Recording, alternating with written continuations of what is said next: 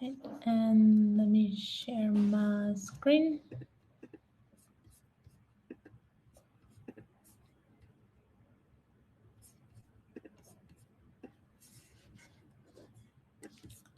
Right. So first of all, today we'll start off with security. One of the features that was added is that the system will display a wrong password message and deactivate login button for a certain period of time. The user has to wait until the login button becomes active to try their password attempt again.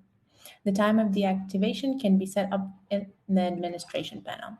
So this is how it will work. I am trying to log in. I enter a random password. Password is invalid, and I'm logged out for a minute. All right, some other security features that we have added will be in the admin panel. You will then proceed to security settings, and then we will go to brute force attack prevention. And here, the following settings are available. You have the ability to use CAPTCHA. And another thing that goes with the CAPTCHA is the interval check 4 seconds. By default, it's set to 21,600 seconds, which is 6 hours. So after 6 hours has elapsed, the attempts will start again. So here we have the number of attempts. Here are the seconds it will be delayed for after that attempt. For example, we have first attempt delayed for 60 seconds. Second attempt, you'll be delayed for 60 seconds. And if you choose to, you can enter delay time after the 60 seconds. So for example, if on attempt 1, I'll be delayed for 60 seconds. On attempt 2, I will be delayed for 60 plus whichever number is entered here. Okay. Another option that we have, delay attempt 4 number, is to add another section for a row that can be added here. To remove a row, you can either click here, or you can click last delay for attempt number. Or to remove all rows, you can press all. Here we have added the CAPTCHA invalid authorization, and this is the amount of times you're allowed to enter your password before a CAPTCHA appears. All right, in the same section, we have also added password expiration. If this is enabled, every 90 days or whichever amount you set, the password will be reset and the users will have to choose a new password. Which leads us to the next section of password complexity. We have added an option to enable and disable password requirements when registering, adding a new user and changing and recovering passwords in the administration panel. And this can also be found under security settings, and here we go to password policy. Some of the items that have been added, you can now activate maximum password length. So this field will range from 8 to 64. The default value is set to 8. Enabling and disabling the mandatory inclusion or exclusion of uppercase and lowercase characters. It is default as off, but can be turned on here. Characters must contain special characters. The characters that can be used are specified here, also disabled as default. Passwords can't be similar to other personal info, such as the information that you have previously entered, such as your name, last name, any way related to email if you're using a birth year. And the next one is passwords can be commonly used passwords, such as ABC, 123, and so on. This is also automatically set to be active. As well, we have a security measure that passwords can't be entirely numeric. That is, for example, you can't do 1 through 8. That will not be accepted. The system now keeps a history of recent password and checks for exact matches. The comparison depth with previous passwords default is set to 3, but could be changed here under password history. Also, the system now logs all critical events, login, logout, user action. The log can be uploaded to external monitoring system for security. And now for our most recent release, the notification and comments. I'll take a moment if anyone has questions for the security settings.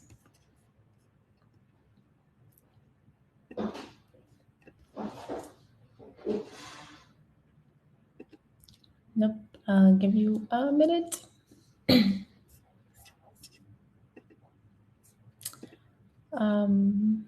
Yes, and here we also have Google.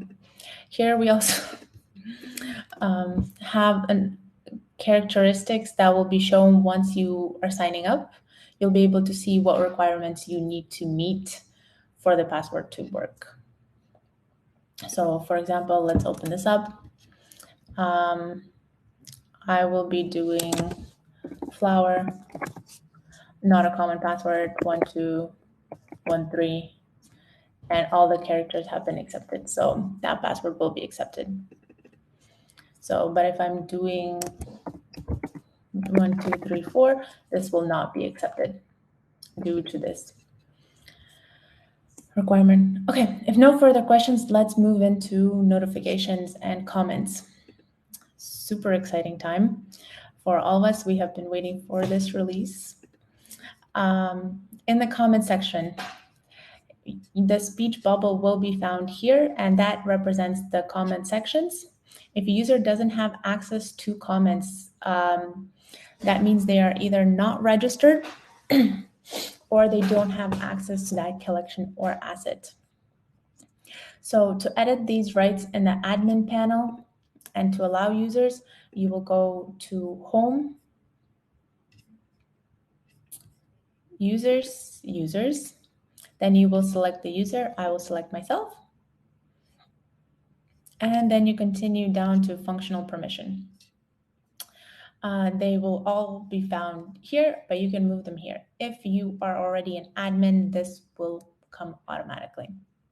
Comments cannot be added for multiple assets. For example, you will receive a plug that says comments cannot be displayed for more than one asset. So most of the time we will be working with just one or a collection.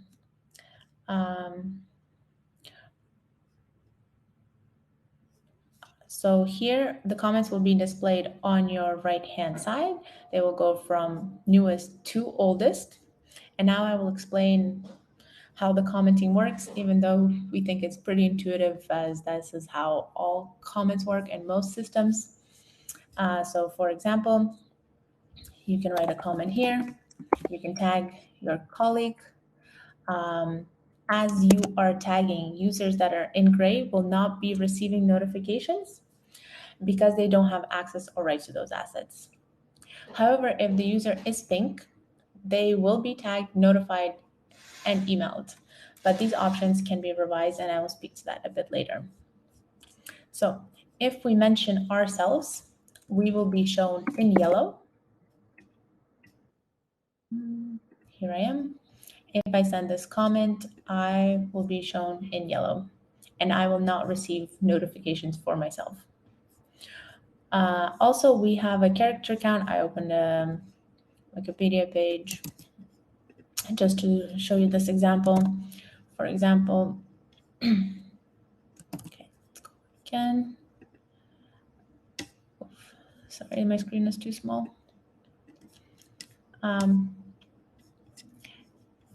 Typically, you are supposed to see, and would need to show you this on a bigger screen, but here you would see a character count that notifies you when you have 50 characters remaining, and once you're over, you will also be notified. As well, you can create a link to preview assets and refer to in the comments, as I have done, for example, here. The user seeing the link will be able to either hover over it or they can open it in a separate window. There we are. And this link can be found here.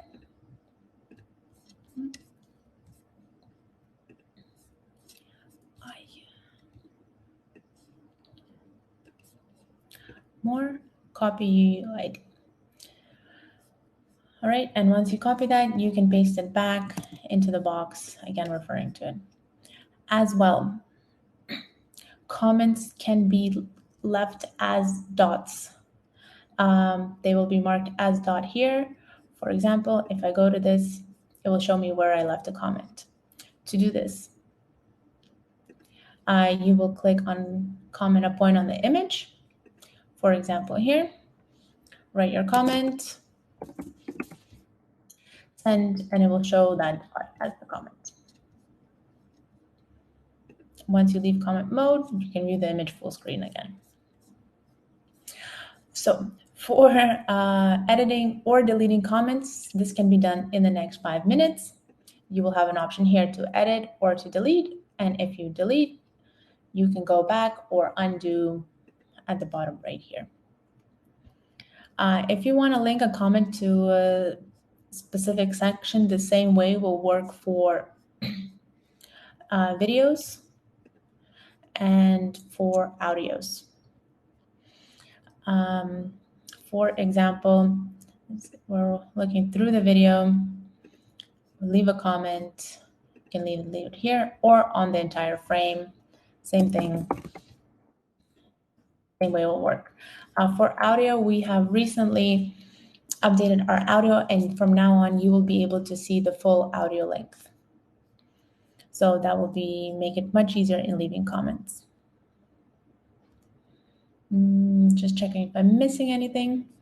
Do you have any questions for this section, or can I continue to the notification section? Let me check if there's anything in the chat. Nope, there's nothing in the chat. Okay, but if you have any questions later, please still reach out. I'll be here to answer questions. So now for the notifications. In the platform, they can be found by the Help Center. This will be the notification icon.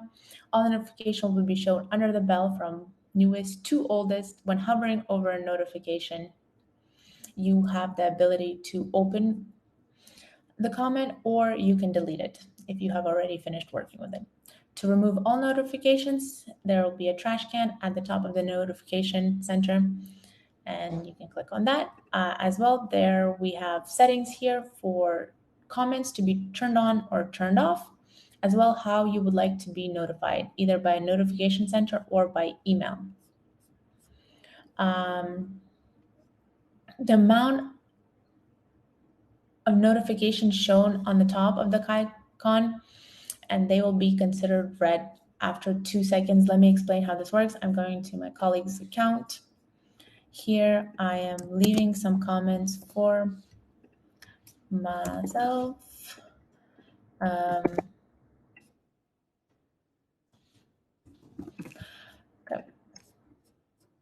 So if I refresh, or not even refresh, this page, I can see 2 notifications come for me. If I open it and close it quickly, the notifications will stay, so I need to view them for more than 2 seconds.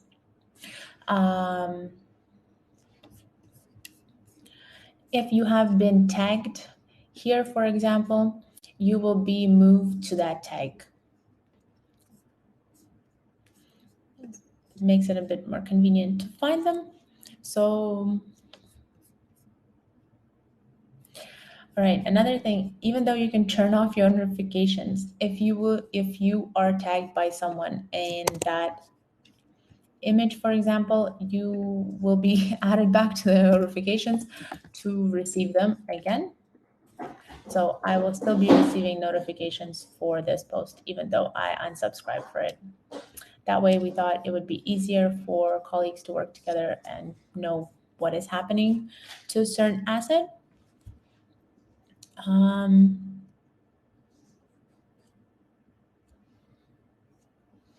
Right, and another point that I would like to make, this is the last point for notifications, is that emails of notifications are sent out every 5 to 7 minutes.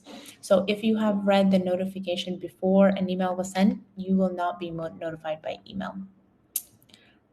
And that is all I have for today. If you have any questions, I would love to go any points I zoomed through or I spoke to. Please let me know if you have questions.